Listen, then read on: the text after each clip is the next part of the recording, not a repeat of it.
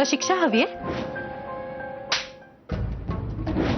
काय रे, तुला कामाची गरज नसेल पण आम्हाला तर आहे ना. तुझे वडील काय ते आयुर्वेदाचारी आहेत ना. एक भाऊ आंतरिकीत कमवतोय, दुसरा डॉक्टर. ते तर जाऊ दे, याची बायको पण डॉक्टर आहे. याला म्हणजे आता आयुष्यभर कमवायचीच गरज नाही. मदन, बस. हे सोड. सौरभ,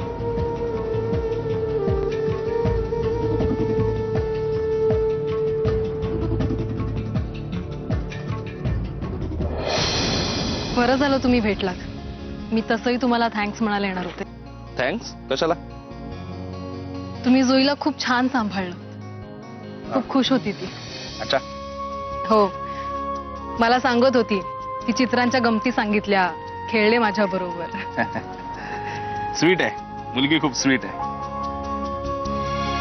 पण खरं सांगू का, मला हे आवडत नाही असं मुलांच्यात वगैरे. मुलांच्यातच असं नाही, मला कोणाच्यातच आवडत नाही. अटॅचमेंट नाही आवडत मला. आपण एखाद्यामध्ये डीप पर्यंत गुंतून जातो आणि ते सोडून जातात आपल्याला. Simply leave. माझी लिली सुद्धा सोडून गेली मला. हार्ट ब्रेक करून.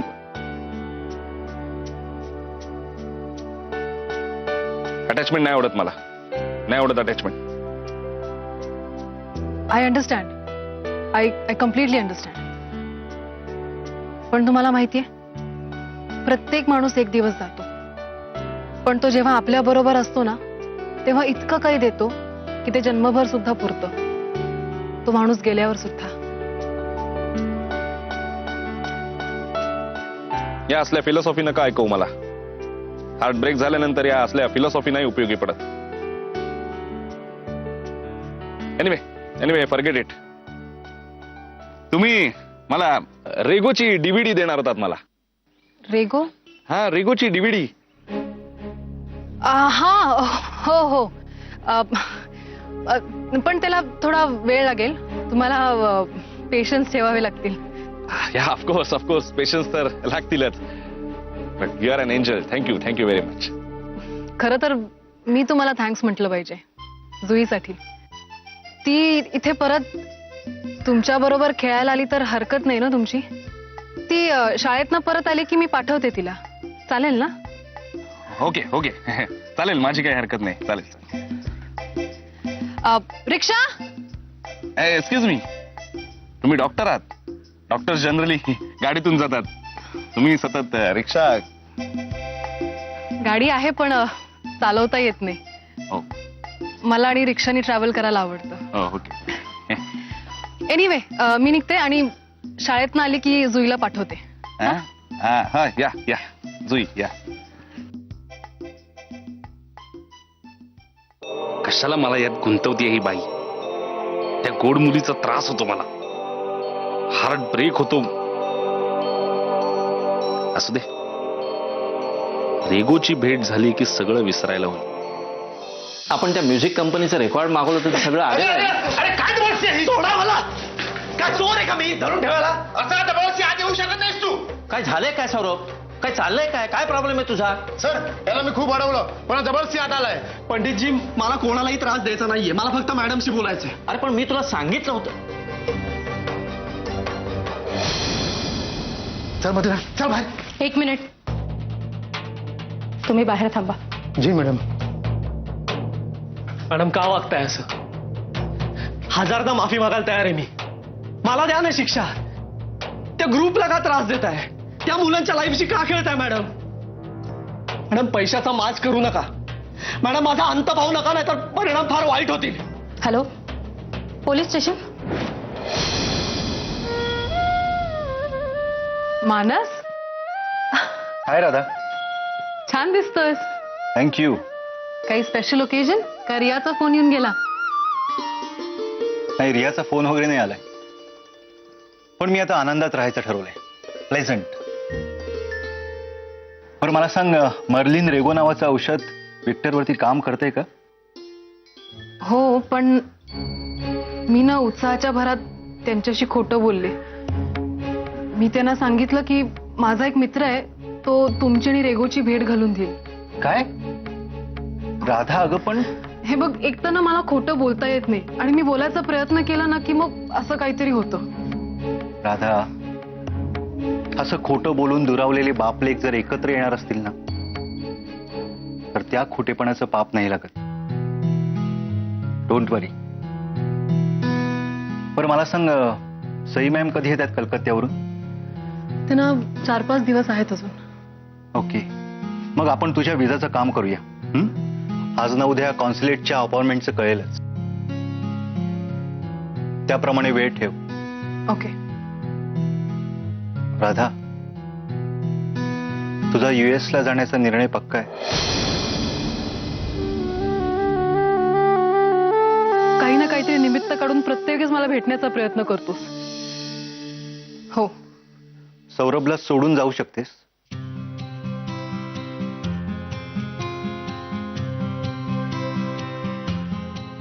त्याच्यासाठीच तर चाललीय मी. त्याला आधार देणारी, त्याच्यावर प्रेम करणारी माणसं त्याच्या जवळ असली की तो लाडावलेल्या मुलासारखा निर्धास्त होऊन वागतो. जबाबदारी घेणं आणि ती शेवटपर्यंत निभावणं हे त्याला माहीतच नाहीये. मी जर त्याच्या अवतीभोवती असली ना, तर तो कधीच इंडिपेंडंट होऊ शकणार नाही.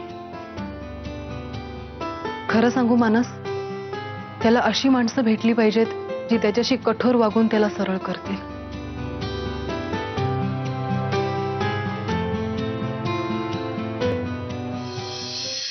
पंडितजी म्हणत होते मॅडमना खूप त्रास दिला तुम्ही.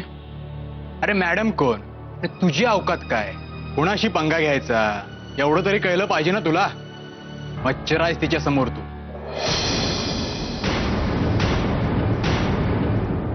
असेल ना. असेल नाही, आहेच. तिच्या ऑफिसमध्ये जाऊन तमाशा केलास, लटकवला असता तुला तिने. अरे नशीब साधीच तक्रार केली आहे मॅडमनी. विनयभंगाची केस नाही केली, नाहीतर आयुष्यातून उठला असतास. मी फक्त माफी मागायला गेलो होतो इन्स्पेक्टर. माझं कुठलंही वाईट इंटेन्शन नव्हतं. त्याचं सगळं कोर्टात सांगायचं, कळलं ना? अहो साहेब, पण एक फोन कॉल तरी करू द्या मला. पांडू बाहेर काढ रे याला.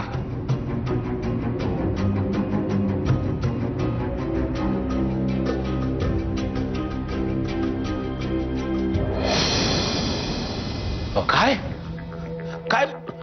अरे पण तू तू माफी मागायला गेला होतास ना तिच्याकडे? हा का कमालच आहे. बरोबर, मी निघतो निघतो निघतो. तू घाबरू नकोस, मी वकिलांना घेऊनच येतो. हा, करमरकर वकिलांना घेऊन येतो. हा. काय रे यश, करमरकर वकिलांना घेऊन कुठे? काय झालंय काय? अरे सांग ना काय झालंय? अगं सौरभचा फोन होता पोलीस स्टेशन मधून. अगो बाई, पोलीस स्टेशन मधून? हो. काय केलं त्याने? त्याने काय केलं नाही हो. तो गेला होता ना त्या रेवती मॅडम कडे. तिथे काहीतरी त्यांची बाचाबाची झाली. बहुतेक काहीतरी मोठा लफडा झाला ना. तिने डायरेक्ट त्याला पोलीस स्टेशनला नेला हो. मानस, आम्ही US ला गेल्यानंतर तू चार्ज घेणार आहेस, पण मला असं वाटतं की 2 रेसिडेंट गायनॅक आणि एक व्हिजिटिंग फॅकल्टी असायला पाहिजे. तुला काय वाटतं? हो, मॅमनी व्हिजिटिंग फॅकल्टीसाठी डॉक्टर पत्रावळीकरांचं नाव सुचवलंय. परवा इंटरव्ह्यूज करू. Wow, that's great. पण त्यांचे स्वतःचे बरेच व्याप आहेत, त्यांना जमणार आहे का? ऑफकोर्स तुलाच कंडक्ट करावे लागतील. ओके.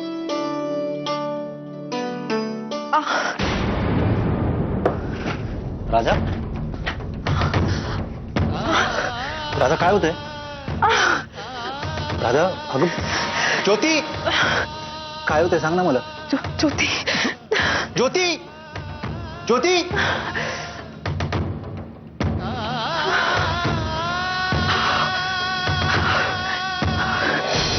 सौरभचं आणि त्या रेवतीचं काहीतरी प्रकरण झालंय. तिने त्याला लॉकअप मध्ये टाकलंय. काय? बघ ना, काय एक एक मागे लागलंय ह्याच्या. आता जरा कुठे मार्गी लागत होता तर हे. थांब रंजू, मी बघते. गुरुजी, तुम्हाला काय वाटतं? नाही म्हणजे ह्या अल्बमचा लॉन्च आपण कधी करू शकतो? मॅडम, मला असं वाटतं पुढच्या महिन्यात 18 तारखेला तुमचा गुरु भाग्यात जातोय. तेव्हा त्या दिवशी जर सकाळी 11:13 आपण जर रिलीज केलं ना, तर फार उत्तम होईल. Okay okay, thanks Riya. काय ग, मिळाला नंबर? हो मिळाला. मग आता बघते तिला फोन करून रिक्वेस्ट करून बघते. दुसरं काय? ग्रेट. हे बघ, 18 तारखेला सकाळी कोणतीही अपॉइंटमेंट ठेवायची नाही. ज्या काही मीटिंग्स आहेत त्या संध्याकाळी 5च्या नंतर. ओके. हॅलो. हॅलो मॅम, मी सीमा धर्माधिकारी बोलतेय, सौरभची वहिनी. कोण सौरभ? आणि हा नंबर तुम्हाला कुठे मिळाला? मला तुमचा नंबर सौरभच्या डायरीमधून मिळाला. पण ना, खरं सांगू, तुमचा ना आमच्या सौरभ बद्दल खूप मोठा गैरसमज झालाय.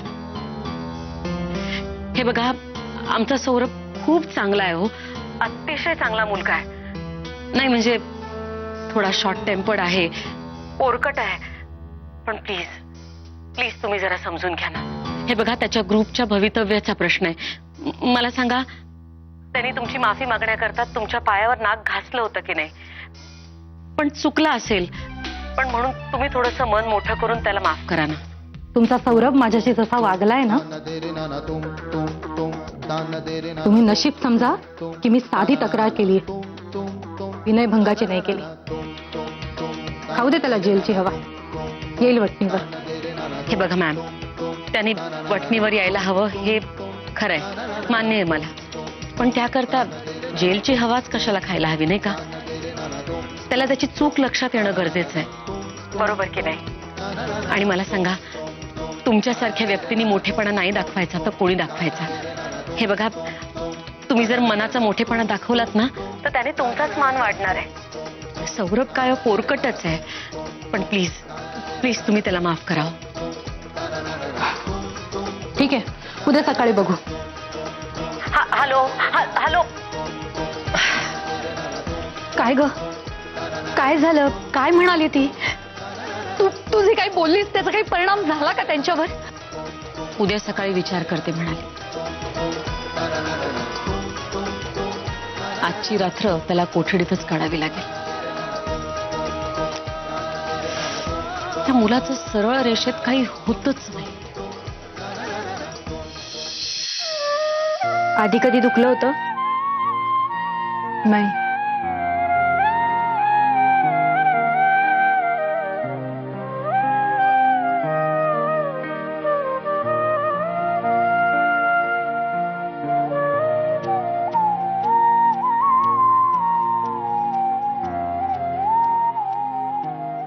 श्रुती, मला असं वाटतं उठताना मी ताडकन उठले म्हणून असं झालंय.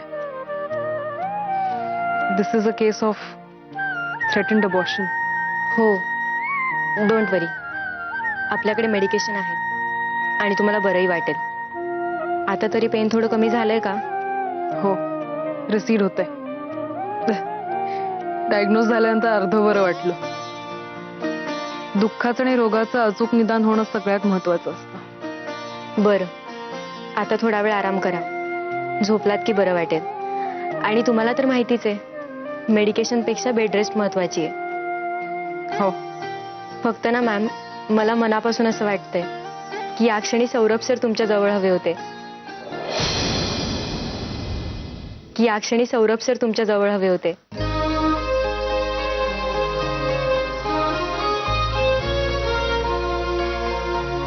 मला पण असंच वाटतं. मी काही करू का? मी फोन करून येते. नाही, नको. पण ते असावेत असं तर वाटतंय ना तुम्हाला?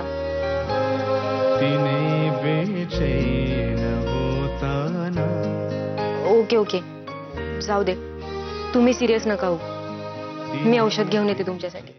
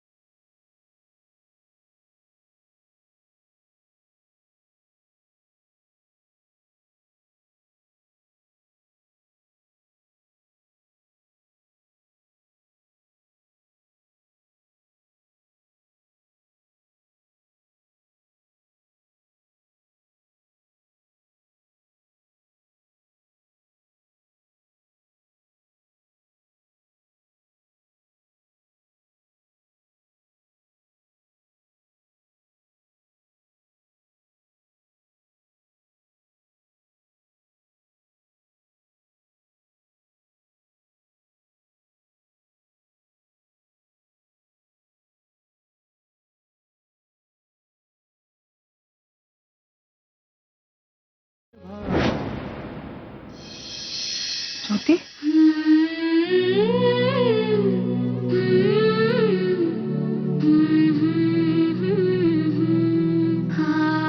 Ma'am R you okay? या आय एम फाईन.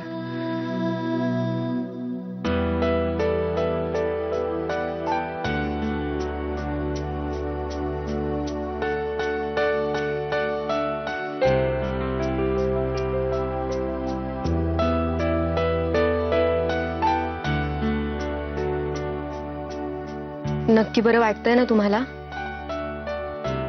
हो.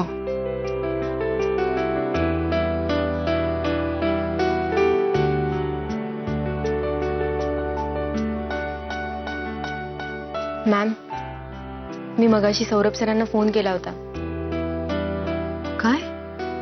आय एम सॉरी, पण सौरभ सरांना फोन केला तेव्हा कळलं की त्यांचं रेवती इनामदारशी भांडण झालंय आणि म्हणून रेवती इनामदारने सौरभ सरांना पोलिसात दिलंय.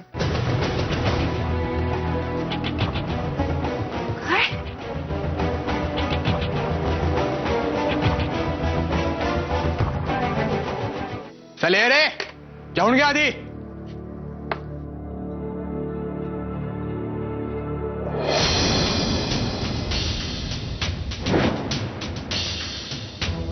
साहेब हे जेवण आहे. अहो चहा पावे फक्त. माझा आलाय का तुला जास्त? तुला काय काजू बदाम घालून शाही पुलाव हवाय? नशीब समज एवढं तरी मिळतंय. मगाशी तुझा मेवणा आणि वहिनी आल्या होत्या तेव्हा खूप नीट वागलास रे. हे बघ तुझ्या वहिनीनी मॅडमची माफी मागितलीये म्हणून सुटणारच उद्या तू. नाहीतर गेला असतास 12च्या भावात. वर्षभरासाठी तरी लटकला असतास. ए नजर खाली. चल खाऊन घे गप्प.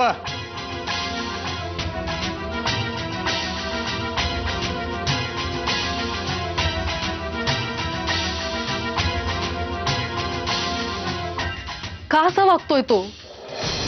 तो त्याच्या खऱ्या भावना असं प्रोफेशन मध्ये व्यक्त करायला लागला तर मग टीमवर्क कसं होणार? त्याला थोडं प्रोफेशनलिझम दाखवायला हवा होता. मग हे सगळं झालंच नसतं. मॅम प्लीज शांत व्हा. तो उद्या नक्की सुटणार आहे ना? हो, म्हणजे मला तरी तशीच इन्फॉर्मेशन मिळाली आहे. तुझ्या श्वासांची सोबत मॅम नाही काय झालंय? म्हणजे मगाशी पण मी आले तेव्हा तुम्ही ज्योती, तुझ्या श्वासांची तू मगाशी म्हणालीस ना सोबत की सौरभला हाक मार. आता तो माझ्या स्वप्नात आला होता अजून आणि मी त्याला आमच्या बाळाबद्दल सांगितलं. पण ते स्वप्नात. तुझ्या आठवणींनी प्रत्यक्षात त्याला कळल्यानंतर तो कसा रिॲक्ट होईल मला नाही माहिती.